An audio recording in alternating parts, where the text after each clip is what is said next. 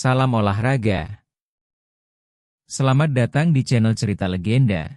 Channel yang akan menceritakan para legenda lapangan hijau di Nusantara dan dunia. Izinkan saya bercerita tentang salah satu legenda sepak bola ternama yang sangat dicintai publik Italia sampai seluruh pencinta sepak bola dunia. Dulu semua pembicaraan tentang bola nggak jauh-jauh dari Liga Italia dan kehebatan pemain yang pernah bermain di lidahnya pada masa itu. Banyak pemain hebat di sana, ada Totti, Maldini, Nesta, Del Piero, dan pemain lainnya pada masa itu. Untuk urusan penjaga gawang ada nama Toldo Abbiati dan Culicini, tapi di antara nama kiper hebat tersebut ada satu nama yang mulai dari dulu sampai sekarang dia masih menjadi kiper yang sangat disegani lawan dia adalah Gianluigi Buffon. Telah menciptakan rekor luar biasa dalam karirnya. Dia telah bermain sebanyak 1060 pertandingan dan bisa kita bilang karir Buffon sebagai penjaga gawang sangatlah luar biasa. Menjadi kiper hebat bukanlah hal mudah, apalagi menjadi kiper hebat yang penampilannya stabil berada di puncak kejayaan mulai dari awal hingga akhir karya. Hanya beberapa pemain hebat yang bisa melakukannya. Hasratnya dalam menjadi juara sangatlah luar biasa. Dia adalah panutan bagi siapapun yang memiliki ambisi dan mental juara bukan rahasia umum. Alasan utama mengapa Buffon belum mau pensiun adalah karena ambisinya untuk menjuarai Liga Champions. Jika kita flashback lagi ke belakang, ternyata sepanjang karirnya Buffon telah menghadapi banyak rintangan untuk tetap menjadi pilihan utama di timnas Italia. Banyak kiper hebat silih berganti menantang posisi Buffon sebagai kiper utama Italia, namun sedikit pun tak ada yang bisa menggeser Buffon sebagai Italia number one. Berikut ini ada beberapa nama kiper hebat yang gagal menggeser Buffon sebagai kiper nomor 1 Italia yang mungkin jika kiper ini bermain untuk negara lain mereka akan menjadi pilihan utama. Kalau mereka berbicara mengenai Derby della Madonnina, maka Gianluca Pagliuca adalah rajanya. Ini dia adalah kiper ikon Italia dan Inter yang Andretic karena pamornya kalah dari Dinosof, Angelo Peruzzi dan Gianluigi Buffon. Namun soal kualitas tak perlu diragukan lagi. Pagliuca adalah kiper yang punya refleks cepat dan hebat dalam duel 1 lawan 1 pada masa kejayaannya. Pagliuca menghiasi sepak bola Italia pada medium 1987 hingga 2007. Pada masanya dia menikmati 8 tahun masa emasnya menjadi kiper nomor 1 di Italia. Dia mencatatkan 39 caps dan bermain pada final Piala Dunia 1994.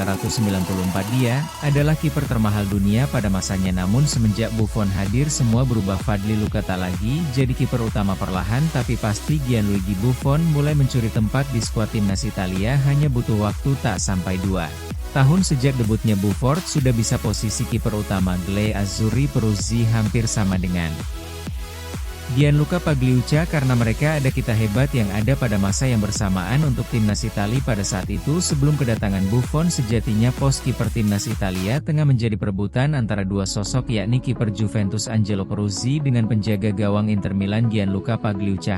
Keduanya mencapai level tertinggi bersama klub mereka masing-masing. Peruzzi memenangi Liga Champions bersama Juventus dan Pagliuca merupakan andalan timnas Italia di Piala Dunia 1994. Namun begitu Buffon mengambil alih sebagai kiper pilihan pertama pada tahun 1990, dia harus menunggu 5 tahun untuk bisa kembali membela Italia.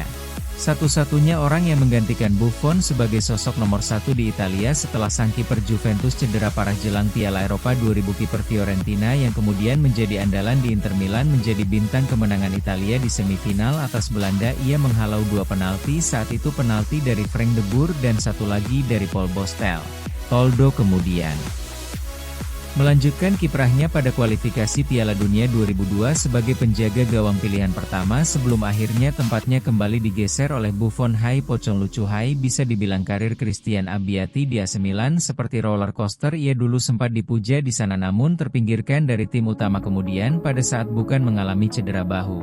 Dia dipinjamkan oleh cemilanku Juventus. Setelah kembali dari masa peminjamannya tampil sangat baik. Meskipun bermain luar biasa di level klub, Abbiati tak pernah bisa menggeser Buffon di timnas. Bahkan dia cuma punya 4 caps bersama timnas Italia. Lupa langsung pada awal 2000.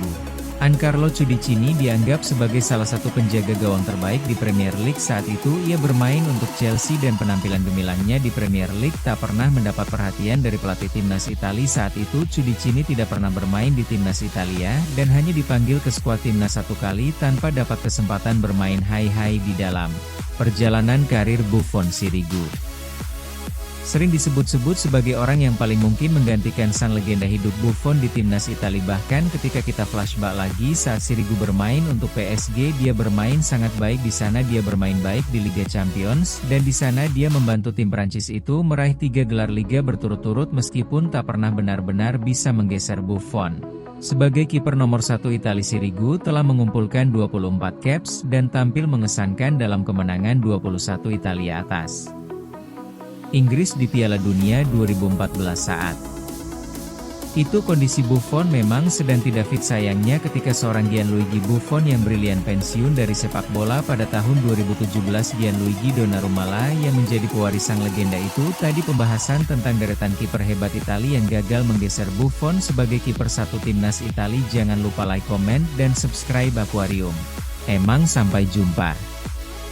Salam hormat, Forza Italia. Sampai jumpa di cerita legenda lainnya. Salam olahraga.